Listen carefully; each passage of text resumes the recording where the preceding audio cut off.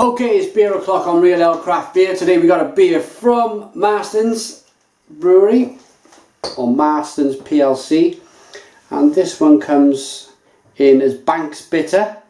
This is one of the labels they own up in Wolverhampton.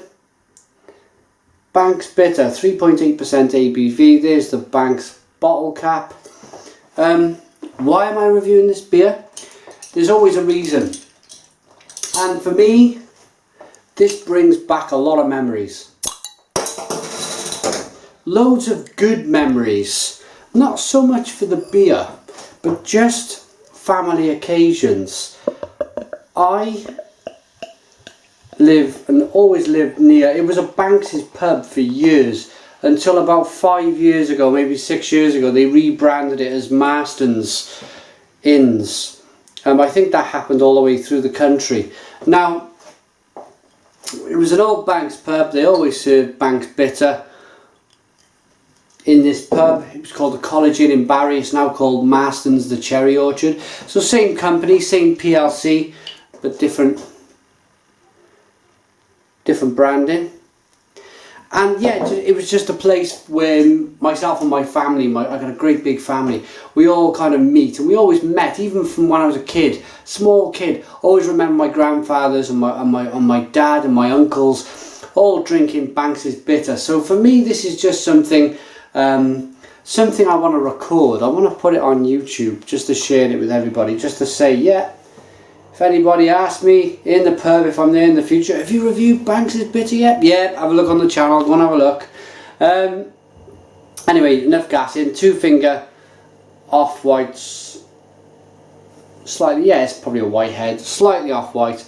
Loads of Russian carbonation coming from the bottom of the glass. This is a Marston's pedigree glass. It has got the widgety type of thing, the etching on the bottom of the glass that helps to produce carbonation, but look at the clarity on that beer. Absolutely classic, kind of nice clear beer.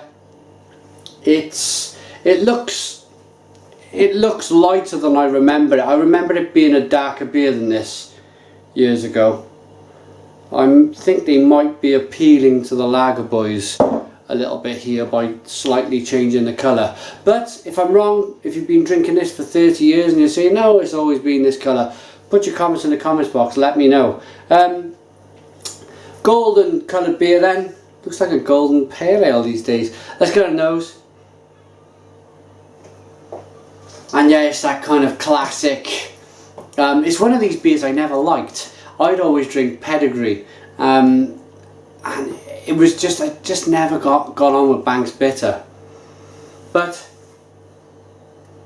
it smells spicy, you know, it smells spicy and it smells musty.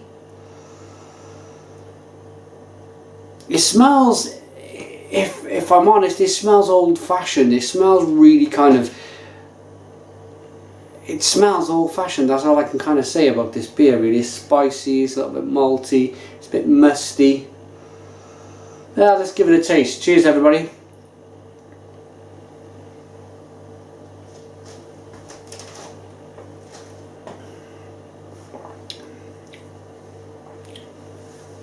Oh,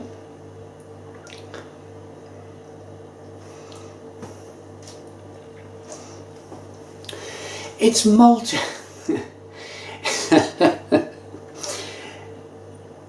it just an awful initial kind of taste that hit me there.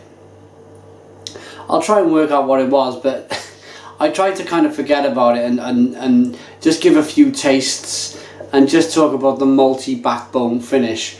But yeah, there's something really kind of odd about this beer on the first initial taste.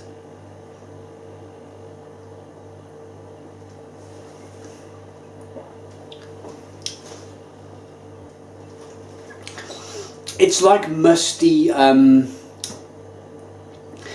is nice and malty. Let's first of all pick out the good things about this beer. It's malty. It's carbonated.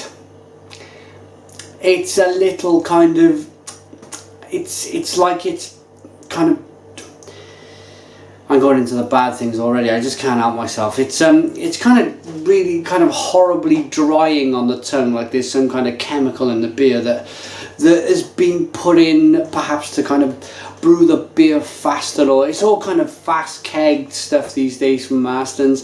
And I'll be honest, I'm not a huge fan.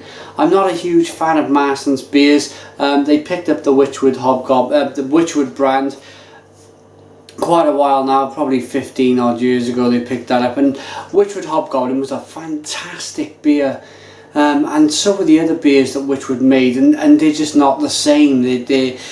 I can't drink a Hobgoblin anymore. It's okay on cask, but in the bottle it's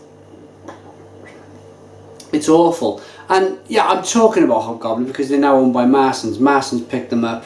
They also own Jennings, and they own Brack's beer, and Ringwood Brewery they own. Yeah, it's just...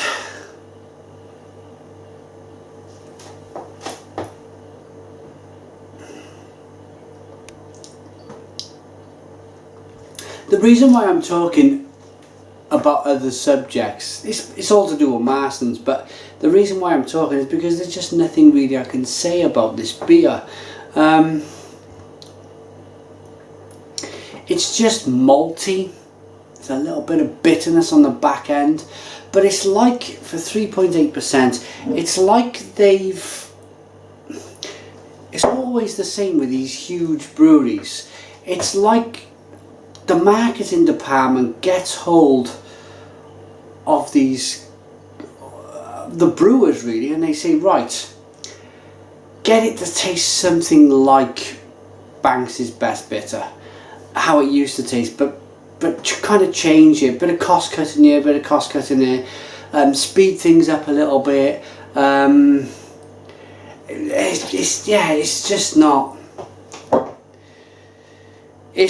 a beer that I've ever really enjoyed. Final thoughts on a rating.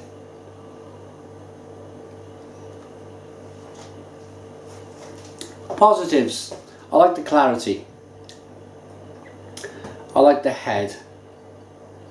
Yeah, the head's nice. I like the carbonation.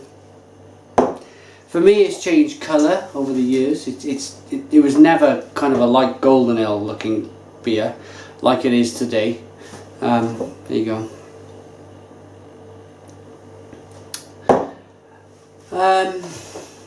And it's got a nice malty backbone to the beer in the finish, but other than that, the initial taste, there's something really wrong about it. It's like you've got hold of an old tea towel, a wet one, which you've been cleaning the surfaces with for years on end, and you've gone and you're drinking what's in your tea towel. It's just not nice. It's just not nice. They're the negatives, but unfortunately the negatives really do kind of take everything away from the look of the beer, the carbonation, the maltiness. It takes everything away, so I can't give this beer any more than a 3 out of 10. 3 out of 10 for me, the Real Ale Guy. Put your comments in the comments box, subscribe to my daily beer reviews. Cheers.